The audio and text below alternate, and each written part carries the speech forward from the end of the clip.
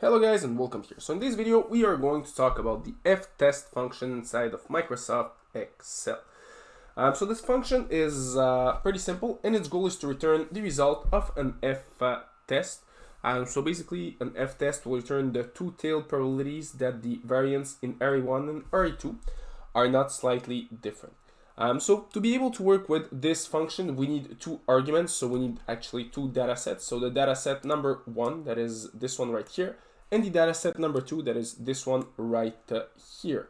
Well, actually two arrays. So this array right here and this array right here.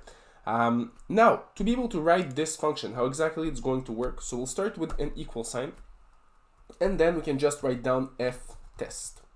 Once it's done, we can open up the parentheses, and as you can see, the first argument will be the array number 1. So we can select all the elements inside of the array number 1. Once we have them all, the next step will be selecting all the elements of array number 2.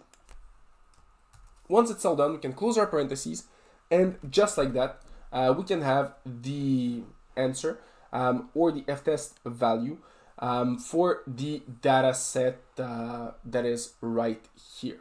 So since those are random numbers, if I refresh it, as you can see, it will automatically adapt my FTEST value. So this is how we use the FTEST function inside of Microsoft Excel.